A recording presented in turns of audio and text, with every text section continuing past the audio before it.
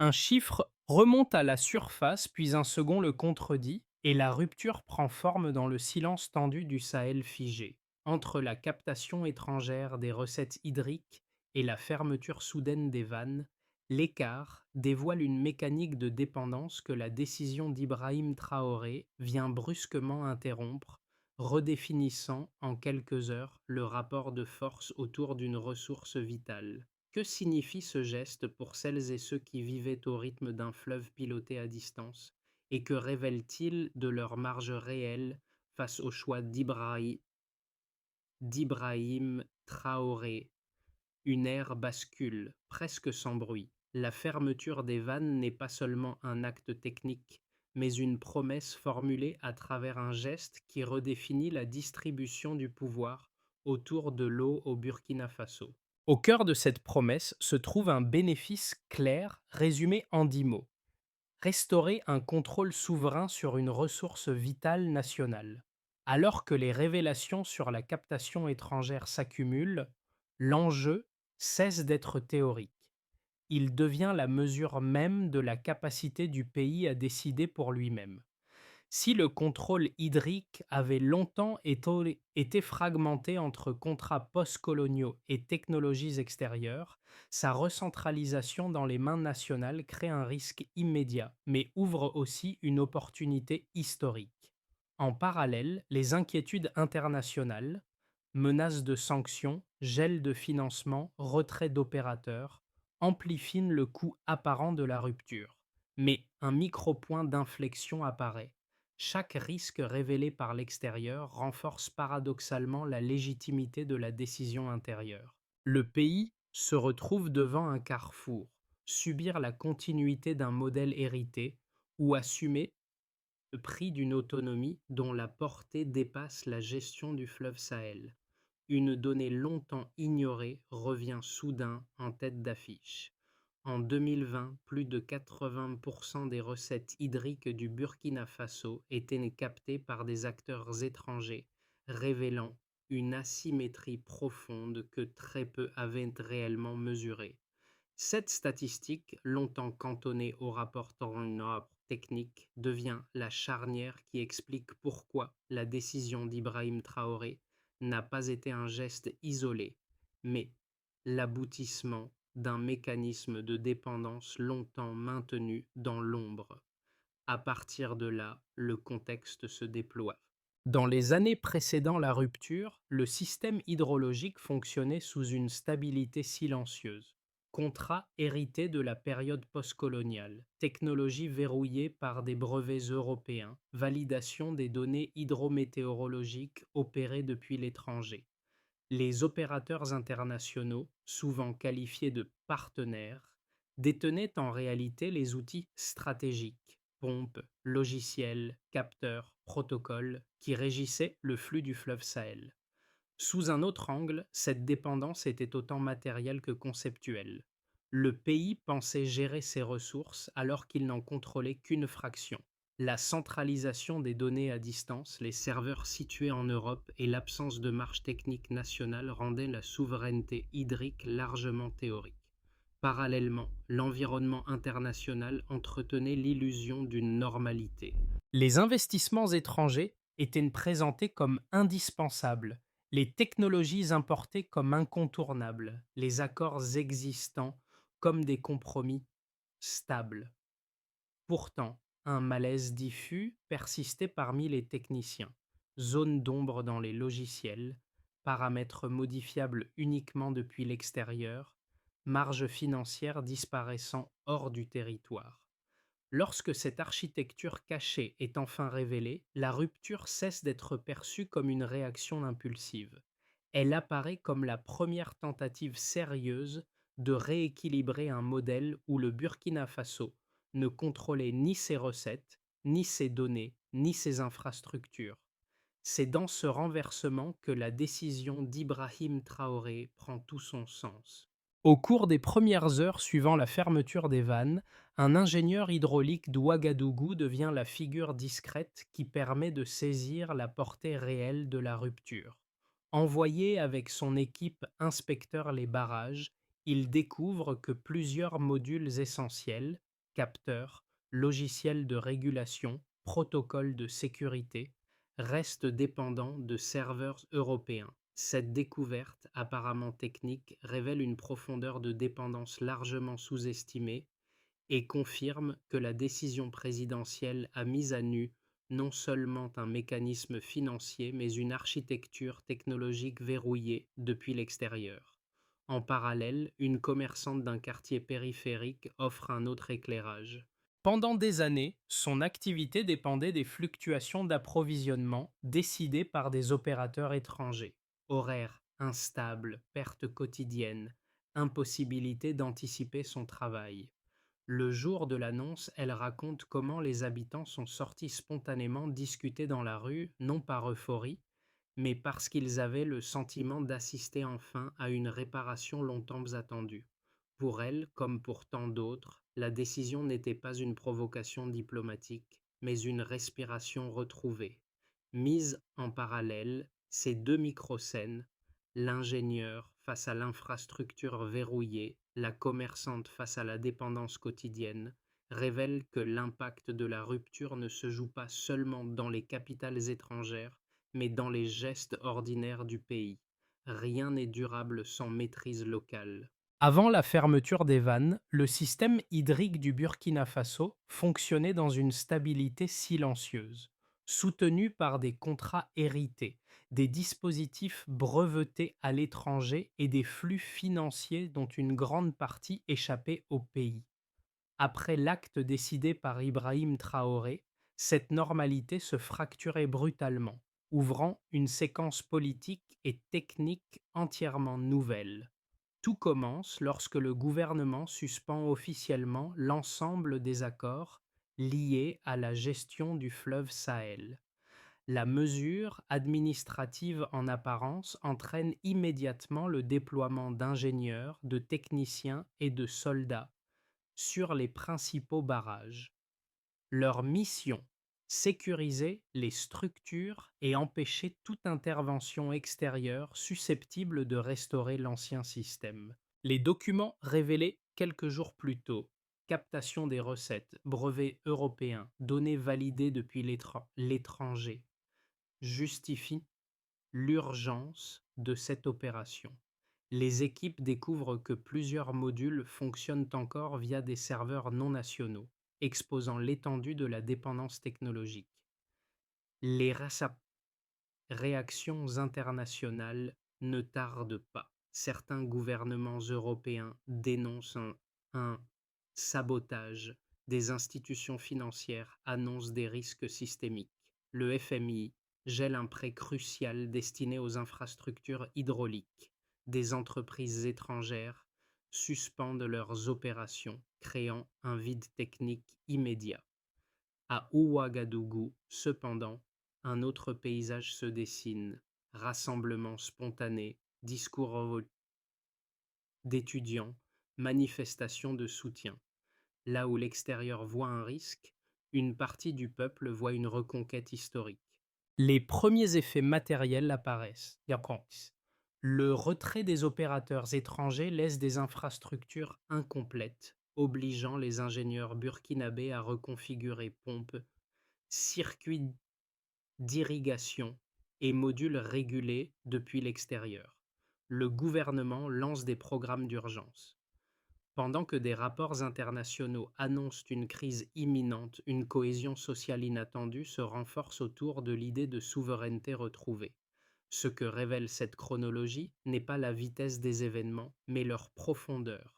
L'acte initial n'a pas simplement interrompu un flux d'eau. Il a ouvert une nouvelle architecture de pouvoir. Avant la rupture, plus de 80% des recettes hydriques étaient captées par des entreprises étrangères. Après la fermeture des vannes, cette proportion tombe mécaniquement à zéro, révélant à quel point le pays dépendait d'un flux financier externalisé. Ce pourcentage n'est pas un simple indicateur comptable. Il mesure la part réelle de souveraineté perdue, concentrée entre des acteurs contrôlant une ressource vitale. Le rapport publié pour l'année 2020 montre que cette captation structurait l'ensemble du système hydrique, déterminant les marges de manœuvre du Burkina Faso. Ce chiffre illustre une réalité simple.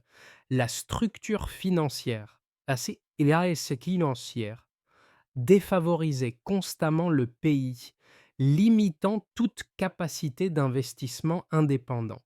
La fermeture des vannes n'a donc pas seulement gelé un flux d'eau, mais stoppé un canal économique longtemps orienté hors du territoire. La baisse immédiate des transferts permet désormais d'imaginer une redistribution nationale des revenus issus de l'eau. Les dossiers techniques de 2025 révèlent que les technologies d'irrigation clés, pompes, capteurs, logiciels, étaient protégées par des brevets européens. Cela souligne une contrainte majeure. Le pays ne contrôlait aucun maillon stratégique, même lorsqu'il en gérait l'usage quotidien. La fermeture expose cette dépendance, transformant un problème discret en enjeu central.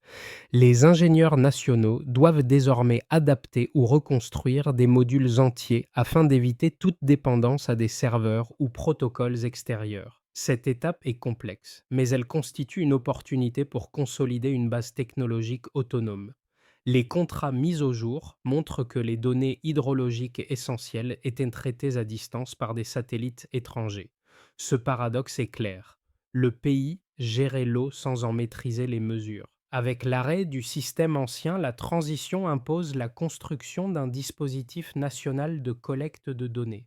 L'enjeu n'est pas seulement de rapatrier l'information, mais de garantir que les prévisions et alertes ne dépendent plus d'un tiers. Ces trois indicateurs, captation financière, dépendance technologique, contrôle externe des données, décrivent une architecture complète héritée de décennies d'accords post-coloniaux. La fermeture des vannes la dévoile et crée l'espace nécessaire pour la reconstruire, malgré la complexité du processus. Chaque avancée technique consolide la capacité du pays à fonctionner de manière autonome. Un débat structuré émerge dès les premiers jours suivant la fermeture des vannes. Deux visions s'opposent, chacune soutenue par des arguments solides, avant qu'une lecture équilibrée ne s'impose. Argument 1. Les partisans d'Ibrahim Traoré. Pour eux, la décision était légitime et inévitable. Les révélations sur la captation des recettes, les brevets européens et les données validées depuis l'étranger démontrent une dépendance profonde. Continuer ainsi revenait à accepter la subordination d'une ressource vitale. La rupture apparaît alors comme une reconquête nécessaire. Argument 2. Les critiques internationaux. Plusieurs gouvernements occidentaux, institutions financières et experts jugent le geste risqué. Selon eux, fermer les vannes sans alternative technique opérationnelle menace l'approvisionnement, peut accentuer les tensions régionales et fragilise l'économie. Le gel d'un prêt du FMI et la suspension d'opérations par des entreprises européennes alimentent leurs craintes. Mises côte à côte, les deux positions révèlent une double vérité. Les preuves documentées justifient la volonté de souveraineté. Mais les réactions internationales soulignent des risques réels, pression diplomatique, retrait technique, incertitudes économiques. La décision est donc à la fois une réponse légitime à un système déséquilibré et un pari stratégique dans un contexte géopolitique tendu. Au cœur de la séquence ouverte par la fermeture des vannes, la création d'une autorité fluviale nationale est annoncée sous l'impulsion d'Ibrahim Traoré. Ce changement institutionnel n'est pas symbolique. Il met fin au modèle où des sociétés européennes géraient les segments clés du système hydrique. Désormais, la gouvernance du fleuve Sahel est recentrée dans les mains de l'État. Parallèlement, la perception internationale évolue. Les inquiétudes se déplacent. Elles ne concernent plus seulement la fermeture des vannes, mais la consolidation politique qu'elle implique. Certains analystes redoutent un précédent africain. À l'intérieur du pays, les manifestations changent de nature. Elles deviennent l'expression d'un mouvement plus profond autour de la justice sociale et de la souveraineté. Le midpoint révèle ainsi une transformation. L'acte initial n'est plus un événement isolé, mais un cadre structurant pour l'avenir. Dans les rues de Ouagadougou et dans plusieurs villes, la réaction immédiate est émotionnelle. La fermeture des vannes est vécue comme une libération tardive, après des années de gestion extérieure dont les effets pesaient sur la vie quotidienne. Approvisionnement irrégulier, instabilité des horaires, incapacité à anticiper les usages. Les communautés rurales, particulièrement touchées par les décisions techniques étrangères, accueillent la rupture comme une rectification historique. Cette dynamique sociale renforce la cohésion intérieure et crée un socle de soutien durable pour la décision d'Ibrahim Traoré. Le retrait soudain des opérateurs européens laisse un vide technique considérable. Les ingénieurs nationaux doivent intervenir rapidement pour sécuriser les barrages, adapter les systèmes de pompage et remplacer les composants dépendants de serveurs étrangers. Ce défi est immense, mais il ouvre aussi une possibilité rare: reconstruire un système hydrique autonome. Les programmes gouvernementaux amorcent une transition dans laquelle les compétences locales deviennent essentielles. À l'extérieur, les réactions sont tranchées. L'Union européenne, les États-Unis et plusieurs institutions financières craignent une déstabilisation régionale. La rupture portée par Ibrahim Traoré devient un modèle de souveraineté. L'Union européenne, les États-Unis et certaines institutions renforcent leurs sanctions. Le retrait d'investisseurs provoque inflation et pénurie. Des forces extérieures soutiennent indirectement des oppositions internes. La transition s'enlise, chaque progrès devient coûteux. Penser en horizon long protège mieux que réagir à court terme. Ceux qui se préoccupent de stabilité hydrique, d'accès à l'eau, de continuité agricole, ils veulent savoir si la transition garantira un fonctionnement fiable. Pour eux, la question centrale n'est pas symbolique, mais pratique. Ils analysent l'événement comme un cas d'école sur la souveraineté des ressources. Chaque déclaration internationale, chaque mobilisation à Ouagadougou devient un indicateur. La décision d'Ibrahim Traoré est ici lue comme un signal continental. Pour ce public, l'événement dépasse la question de l'eau. Il touche à la mémoire coloniale, à la dignité, à l'émancipation. Il voit dans la rupture une affirmation identitaire et morale. Pour transformer la rupture en processus durable, plusieurs étapes s'imposent: réparer barrages, stations de pompage, canaux; remplacer modules dépendants de serveurs étrangers; établir un cadre commun avec Mali, Niger et autres partenaires; stabiliser les tensions et partager expertise; associer communautés rurales et urbaines à la gestion; permettre une gouvernance partagée pour solidifier la transition; réduire la dépendance aux financements extérieurs; renforcer agriculture et production intérieure; suivi de la stabilité de l'approvisionnement, des performances techniques et de la fiabilité des données nationales. Au moment de conclure, les deux figures du début reviennent: l'ingénieur d'Ouagadougou confronté au système verrouillé et la commerçante dont la vie dépendait des décisions venues d'ailleurs. Tous deux perçoivent désormais la rupture initiée par Ibrahim Traoré comme un renversement qui redonne voix aux citoyens. Les scènes ordinaires, une boutique qui rouvre, un quartier qui discute, une équipe qui reprend ses outils, expliquent mieux que tout discours le sens de cette transition. L'histoire du fleuve Sahel dépasse la fermeture des vannes. Elle se prolonge dans les conversations, les marchés, les débats régionaux, où se redessine la place d'un pays décidé à reprendre sa ressource essentielle. Ce qui fut un geste technique sous l'impulsion d'Ibrahim Traoré est devenu un mouvement collectif. La question n'est plus de savoir si la rupture était nécessaire, mais comment la rendre durable. Que ferions-nous, chacun à notre échelle, pour protéger une souveraineté qui commence par l'eau? Jetzt ça sent bien relou.